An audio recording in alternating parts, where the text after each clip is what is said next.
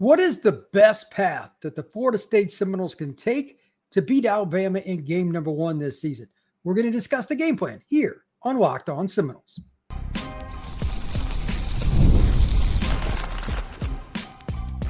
You are Locked On Seminoles, your daily podcast on the Florida State Seminoles. Part of the Locked On Podcast Network, your team every day.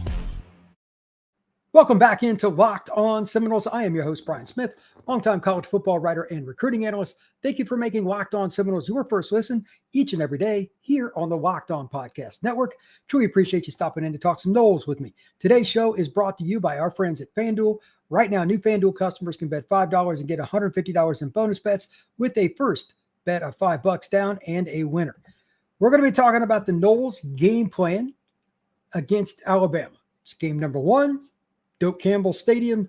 We're going to talk about offense, defense, and a little bit of special teams mixed in particular with the defense, to figure out what is the best way to take on the Crimson Tide. I want to discuss some of the prominent players for Alabama, some of the guys that I think really need to step up for Florida State, and then just an overall mentality that goes well beyond what the Florida State coaching staff is trying to teach, and really any coaching staff is throughout fall camp. That's an overarching theme, and that is play smart. That sounds simple. That sounds cliche. But in game number 1, how many times have you watched even an NFL game with pros, and you're like, this team is just completely shooting themselves in the foot? Florida State needs to completely revert to long ago and just forget about last season when they did shoot themselves in the foot a lot to beat Alabama or anybody else. And why not in game number 1? You've been through spring ball. You went through a long offseason. Let's see what they can do with that. And then to wrap up the show, after we talk offense and defense, we're also going to talk about a little recruiting. There should be some very good news coming for Florida State. We'll talk about that to conclude today's episode. But first, the game plan. I'm going to talk offense first because, quite honestly, covering Florida State last year when they came out on the field offensively, it made me nervous.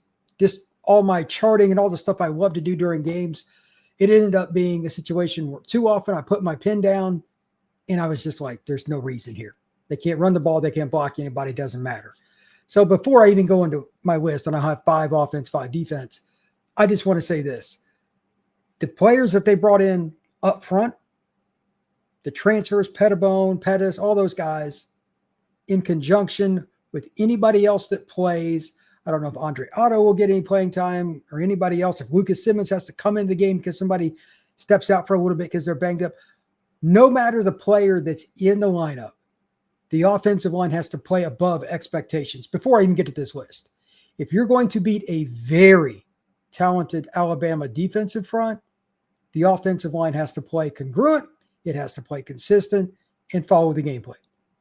Period. Last year, I don't think Florida State had a single game where the offensive line even played slightly below average. They were horrid. But this is a completely different unit. 4 new transfers plus another transfer that came in last year are expected to be the starters. And again, we'll get into specific names and all the different positions later in fall camp after we get through a week or two. But if that unit plays solid football up front, Florida State's skill talent is still very good. There's a reason they can put some points on the board against Alabama or anybody else. So here are my 5 winning game plan decisions for Florida State. And again, this is mostly about players more than coaches. So keep that in mind. Number 1, Thomas Castellanos is going to make special plays. He's very gifted athletically. That kid could have played any sport, soccer, tennis. It wouldn't have mattered what it was. He is so gifted in terms of his strength, his lateral mobility, and all of that.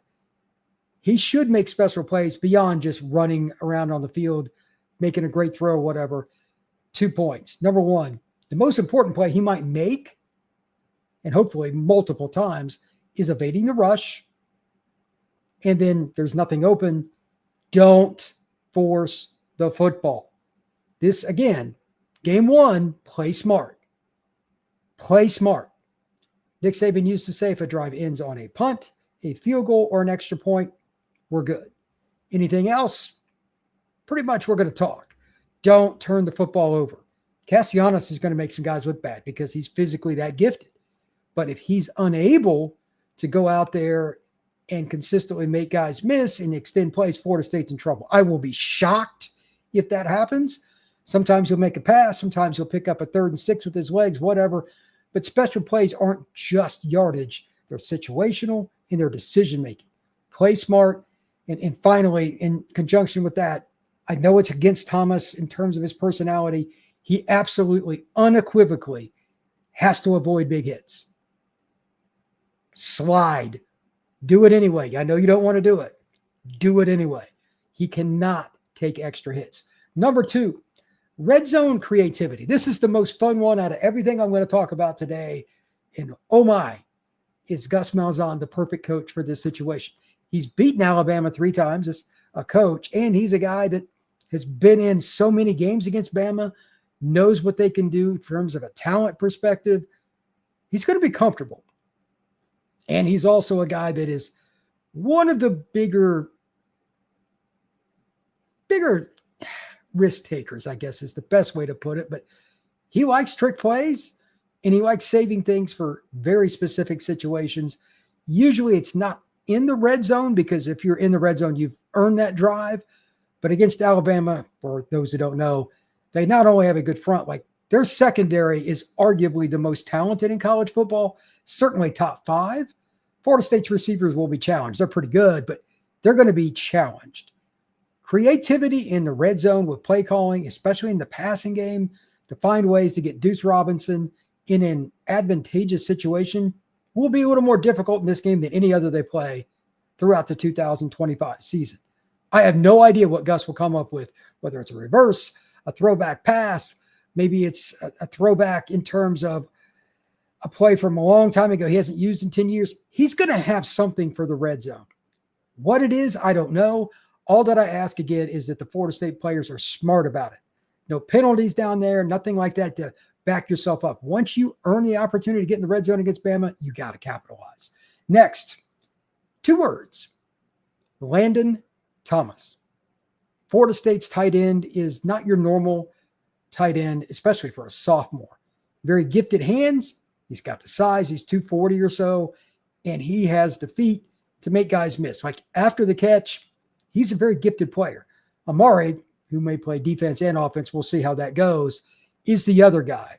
We'll see how that goes, but Amari Williams is really athletic too. I'm not sure if Thomas Castellanos is going to be really worried about who's open. He's going to distribute the football, but they need to scheme Landon Thomas in the middle of the field, seam routes, etc., if they're going to beat Alabama, because they got to keep those safeties from coming down in the box. That's why I'm specifically saying Landon Thomas, and really just the tight end position. However they rotate players, that'll take care of itself. Florida State must exploit Bama's middle of the field aggressiveness, because I think they're going to be very aggressive. I could be wrong. They could sit back and cover 3 all day and surprise me. I'll be shocked if that happens. I think they will come after Castellanos and an inexperienced group of offensive linemen in terms of playing together. They're veterans. They're all seniors. But this will be a unit that hasn't ever started a game together. They're going to blitz. They're going to stunt. They're going to bring pressures. Alabama has to be exposed in the middle of the field with the tight end for Florida State to continue to take shots down the field and make big plays. Number 4, 3rd down and medium. This is one of those plays that it's fun. There's a bunch of them, 3rd and 4, 3rd and 5, 3rd and 6. That range, if Florida State can convert roughly 50% of those, they can beat Bama. They are backbreakers, and I don't care if it's Castellanos hitting a crossing route that plants off his back foot, steps into it, and throws like you would want to see off a computer screen, or if it's him scrambling around making plays, 3rd and medium. Again, play smart. Don't force the football. A punt is better than a turnover, but Florida State has to win those 3rd and mediums. 3rd and short, self-explanatory. You should win those. But if you win 3rd and medium as an offense, which can be challenging, you have a great chance to beat them. I personally think they're going to throw to Deuce in these situations and may even go up top some. I really think they're going to challenge Bama deep to try to get them to back off to help the running game, but we'll see. And then finally, yards after contact. This is just an effort kind of deal and being smart about it too. Castellanos, again, got to get down. But everybody else as a runner, as a tight end, as a receiver, if you've got a 4-yard gain, you've got to find a way to make it 5 without exposing the football, without bad ball security. Florida State does those things, they've got a great chance to move the football and score points. If they don't score, just generically win or lose, if they don't score in the upper 20s, especially game one for Bama's defense, it would be disappointing to me. I don't know if that's what's going to happen. We got to go through fall camp and see who's healthy. I'm not going to make any predictions until I see an injury report. And if I don't see a full one, I'm just going to kind of throw out a generic prediction, but coaches do lie about their injury reports. But if Florida State can score in the upper 20s, they got a chance to win this game. When we come back, the defensive side of the football, what does Florida State have to do to slow down a lot of talent for the Alabama Crimson Tide? Summer sports are in full swing, and whether you're all about baseball under the lights, golf on the green, or high-stakes soccer action, FanDuel is the best way to make even more exciting moments come from those events. You're already following the action. Why not make it a little bit more fun with FanDuel so you can get into the game while your friends are going out to the beach, getting sunburned, or doing something else where you're having more fun. If you're looking at different opportunities right now, not only do you have the over-unders for college football, NFL, golf, but what about the opportunity, this is just me, for MLB? Triple Crown, home run race, most wins for a starting pitcher. There are a lot of things still on the board. There's a lot of baseball left, so that's something to look at. If you're new to FanDuel, right now new customers can bet $5 and get $150 in bonus bets if your first bet wins. Just open the FanDuel app or go over to FanDuel.com right now to get started. Thank you once again for making Locked On Seminoles your first listen each and every day here on the Locked On Podcast Network. Truly appreciate you stopping in to talk some Noles with me. Please hit that like and subscribe. Now, let's talk Noles defense. Jeremy Bernard, Ryan Williams. They've got some talented receivers. They've got Jam Miller, got Richard Young. They've got several talented running backs. And then there's Ty Simpson and a very, very talented offensive line led by left tackle Caden Proctor, who's a probable top 10 pick in the spring of 2026 for the NFL draft. How do you slow down that unit? 2 prime points here that I'm going to make. And the first one, this is part of it. But keeping them out of big plays sounds simple, but I just want to reiterate something that drove me nuts, especially in the North Carolina and Notre Dame games last year for Florida State. Just missed run gap bits and busted coverages. Florida State would have 8 or 9 solid defensive plays in a row against several different teams last year, and then they would have a play that were just completely boneheaded. As I noted at the top and throughout the portion I discussed the offense, play smart. Know your assignments. Be where you should be. Florida State, if they lose to Alabama, Alabama has to beat you. Do not hand them the W. Last year, Florida State handed 4 or 5 games away conservatively. They could have won and ended up losing by double digits because they would just shoot themselves in the foot, especially in the second half of games.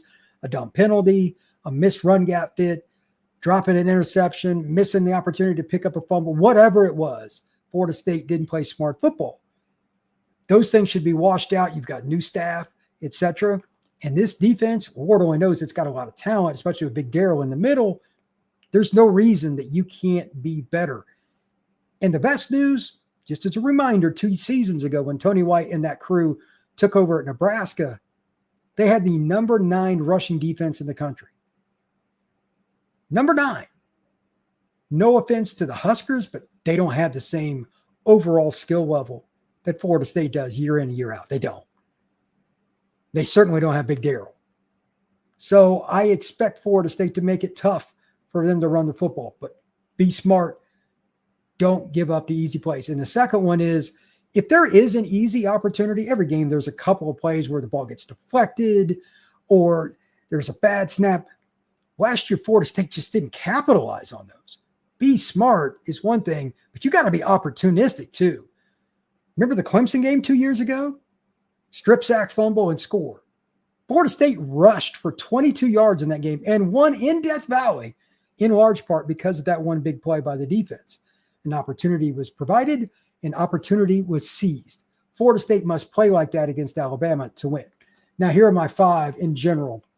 Does Florida State keep Bama away from the big plays? That's why I brought up those 2 points right there. You got to seize your opportunities, play smart. Don't give up, easy run gap fits and you miss and a guy gets 25 yards. If you're going to give up big plays, they got to catch a 50-50 ball. That'll happen sometimes. Or somebody just breaks every tackle known to man because it's just an incredible play, that once-in-a-lifetime play. Something like that. But Florida State has to keep the ball in front of them. Tony White's defense is usually very good at that, so I expect it against Alabama. Number 2, and this is the point I made earlier in the show in combination with defense, and that's special teams. They lost an incredible field goal kicker and an incredible punter last year. I don't know who's going to do either one. I haven't even looked at it. Not concerned, but I'm just going to say this. Not only do those need to be good, obviously, kickoff and coverage. You can't kick the ball out of bounds and give Alabama the ball at the 35. That's a no. And secondarily, if you do punt and they return it, or if you do kick off and they return it, tackling. Make Ty Simpson, who's barely played during his first 3 years at Alabama, and he's expected to be the starter. He's a redshirt junior. Make him go the length of the field. 75 or more yards. I will be shocked if they have more than one drive of 75 plus yards where he's literally distributing the football. If you're playing smart, and again, I'm just going to say it for about the 10th time, run gap fits. As long as Florida State is not allowing just chunk yardage running plays and you make Ty Simpson dink and dunk his way down the field, I will take my chances. I do not see that working for them, as Tony White's defense is very good. Just saying that. But if you miss out on some of those run gap fits, eventually they're going to hit a play to Ryan Williams, Jeremy Bernard, etc. They've got really good receivers, but make them go the length of the field. And a big part of that is special teams, because it sets up the defense for success. Short fields against Bama's talent isn't going to work out well for Florida State or anybody else. Next, let's talk about the ability to win by rallying to the football. Florida State has a ridiculous amount of speed on defense. There's no reason they shouldn't be able to win that game of just effort, playing smart, getting to the football. Sometimes first guy wraps a guy up, and then the drill is the next player comes in and pops it out. Smart football. And then again, as I mentioned a minute ago, capitalize on it. Scoop and score. To heck with just falling. Score. Take it to the house. That is what Florida State football should be all about. This is a fun one here too. As I mentioned a second ago, make Ty Simpson beat you. I have a big thumbs up for making the tight ends and the running backs beat you. If Ryan Williams goes for 180 and 3 scores, this will not be a close game. Ryan Williams cannot go off. Jeremy Bernard cannot go off. And they have other receivers, but those are their 2 most prominent players. If they beat you, those guys have to be taken away.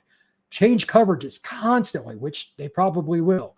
Change who gets doubled. Change the look after the snap and before the snap. And I know the coaches know this stuff. Now it's up to the Florida State players to be smart and study their playbooks. This will be a very different defense. They're going to have to be more complex, especially with Bama. And it's unfortunate it's the first game. I'd like this to be second or third with the new defense being implemented. But the advantage is if the players truly learn it and they're comfortable with it, that's a really important word, they can get a few freebies in terms of those opportunities for a pick, a fumble, etc. If nothing else, Ty Simpson might sit back there in the pocket and be confused and just eat it, and then the pass rush gets home. Next, and this is a fun one, winning pass rush battles. Florida State had a pretty good pass rush last year. It was inconsistent, but it was pretty good. The following point, I have no idea what's going to happen, but I'm just curious. Please comment down below as to your thoughts. Will Florida State just go hell-bent for leather to get to Ty Simpson and blitz a lot, or are they going to just show pressures and back off and rush 4 most of the time? I don't have an opinion on that yet, because Alabama's offensive line is legit, just like you would expect. And their left tackle may be the best in college football. Stunts, blitzes, all those things, they're high risk, high reward. How often does Florida State do that? But here's the biggest key, regardless of whether you blitz or not. Your D linemen still got to win battles against some really good players. And a lot of these young men would like to play in the NFL. If you want good film, be smart, do everything between now and the end of fall camp to get your body in the right shape, all those things before it's even game day. That's the smartest thing that I can say today. No partying, no beer, none of that stuff. You want to win? This is the way it is. Florida State players, just like anybody else, how bad do you want it? It's the time away from the football facility that make that happen, D linemen included. It's going to be a long, hot day, and that's going to be a crazy game. If you want to get after Ty Simpson and knock him on his butt, you got to be ready mentally, physically, and you got to be prepared. Alabama's playbook is big. The head coach has got his old OC back with him. They're going to throw the kitchen sink at you. It will be difficult. When a bad play happens, and there will be some, they have a ton of talent and great coaches. You have to wipe the slate clean and go to the next play with zero memory. Be smart with that, and you give yourself a chance. But that pass rush is the key, because when they hit a big play, you've got to be able to come back and do the same to them. When we come back, it's going to be a little bit of football information on the recruiting side of the ledger to finish out the show. Good news looks to be coming for the Florida State Seminoles.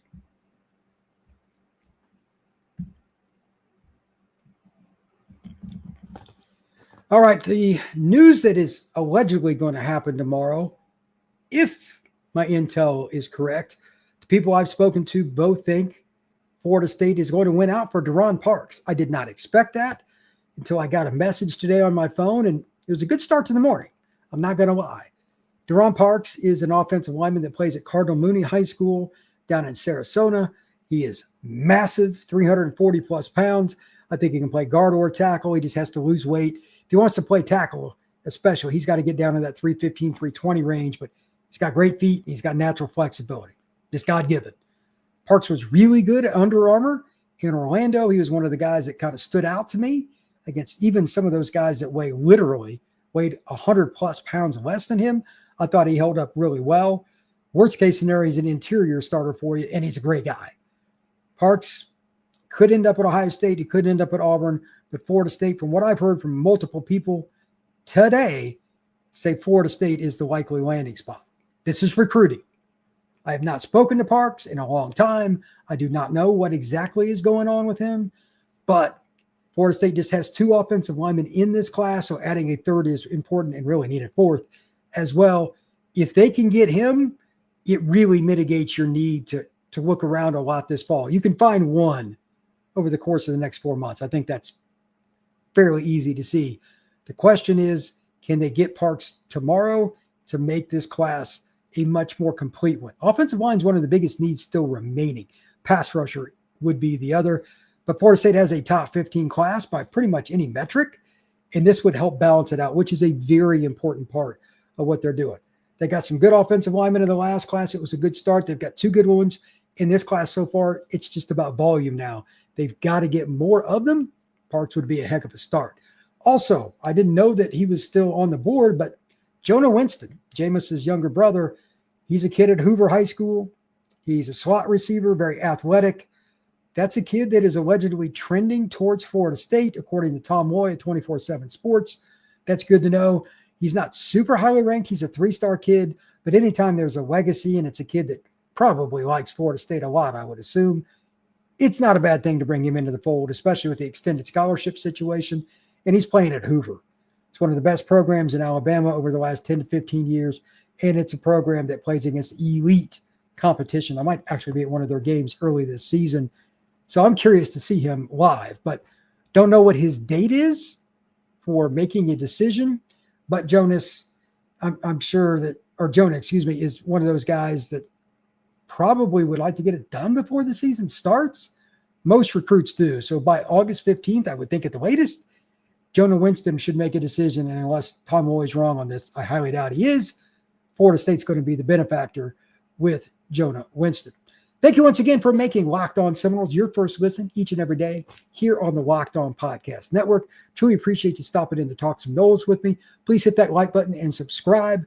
We'll be talking more Alabama, Florida State between now and all the way through until the game. It's a lot of fun. Come back and see us here at Locked On Seminoles.